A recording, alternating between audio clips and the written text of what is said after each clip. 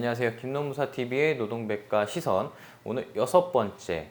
지난 시간에 이어서 노동자성, 근로자성에 대해서 법리사항까지 좀 짚어보려고 합니다.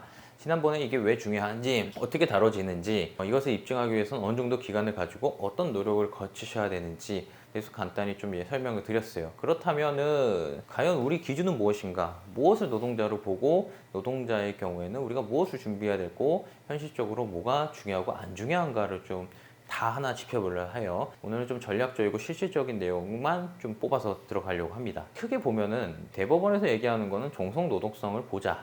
종속 노동이 뭐예요? 이 사람한테 속해서 얼만큼 일을 하고 있느냐, 이게 전속되어져 있느냐, 이런 내용을 들여다보는 건데 하나하나 좀 살펴볼게요.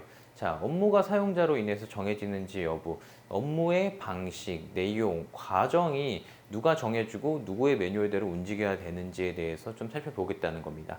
사실은 이게 실무적으로 보면 요즘에 좀 재량도가 조금 넓어지고 있는 업무들이 많아요. 포괄적으로 정해진다 하더라도 그 내용과 방침이 구체적 기조만 서 있어도 노동자성을 인정을 해야 된다라고 저희는 생각을 합니다. 근데 그게 딱 맞아 들어가느냐? 그때그때 달라요. 그렇기 때문에 요즘엔 이것이 조금 넓어진다 해도 난 노동자 아닌가 봐 이러실 필요까지는 없다는 거예요. 취업규칙이나 인사규정, 복무규정이 존재하는가?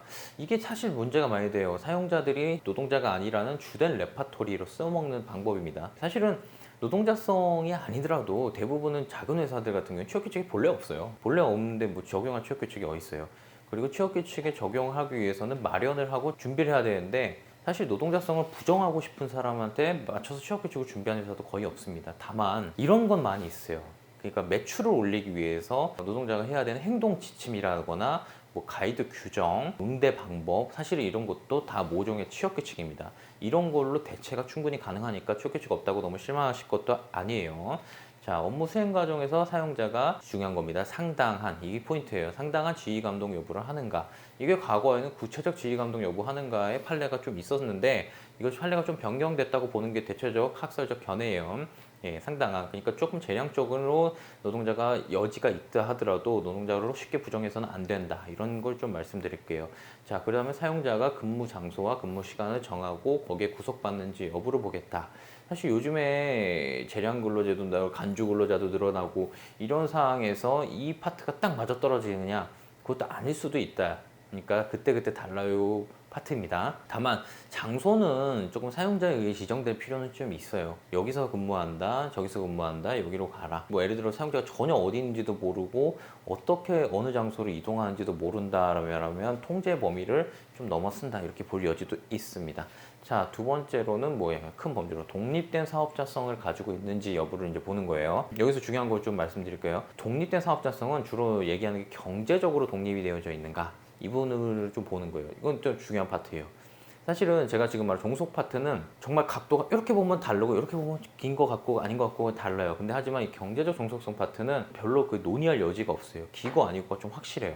아직까지는 근로자인지 아닌지 모르는 사람이, 노무 제공자가 비품이나 장비 등을 소유하고 자기 계산으로 가지고 있는 장비들을 이용하는가. 기본적으로 네가 근로자라면은 사용자가 제공해주는 원자재나 비품을 이용해서 일을 했어야 되지 않겠느냐. 이 부분은 좀 중요한 파트예요. 기고 아니고가 분명한 파트죠.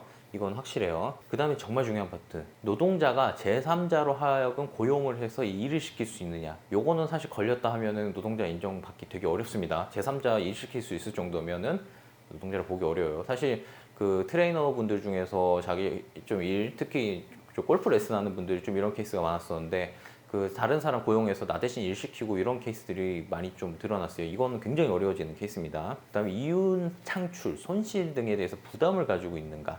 이건 굉장히 중요해요. 예를 들어 회원들이 돈을 내고 어떤 서비스를 제공하기를 요구했는데 서비스를 제공하지 못하면 누가 책임지느냐, 이런 문제들이죠. 영업을 해놓고 영업에 대해서 책임을 끝까지 누가 지느냐. 노동자라면 기본 월급을 받았다고 영업이 안 됐다고 다시 월급을 돌려내요? 그런 케이스는 없어요.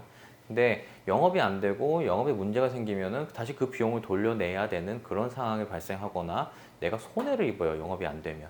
영업이 잘 되면은 어떤 플러스적인 요소가 있지만 영업을 안 되면 마이너스. 이렇게 되면은, 그러니까 최소한 영업이 안 돼도 마이너스는 안 나야 된단 말이에요. 이런 문제, 이것도 좀 분명한 문제죠. 다만 이건 오해하시면 안 돼요.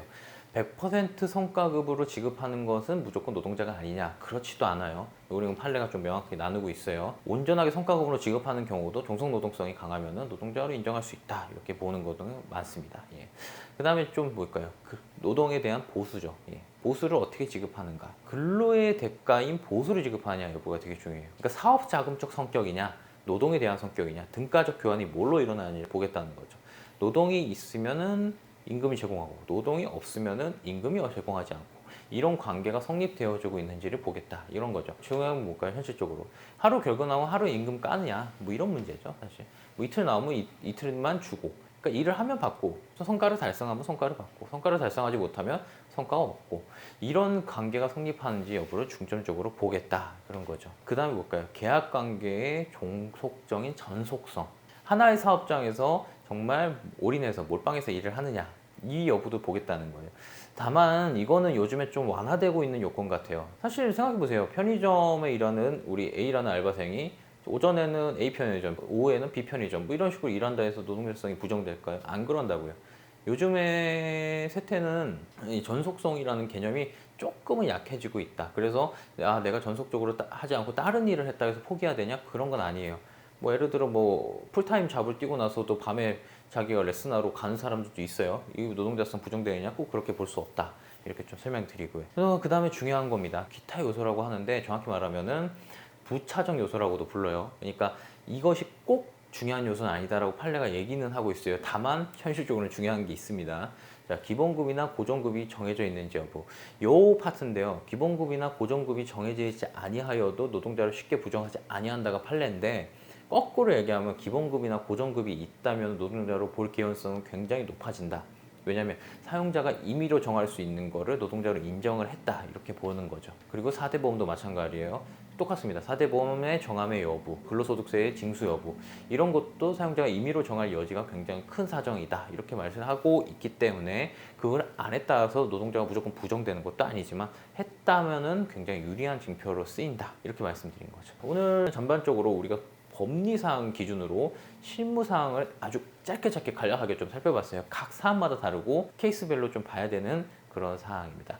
자, 오늘 노동백과 시선, 근로자성 되게 중요한 파트를 좀 다뤄드렸는데요.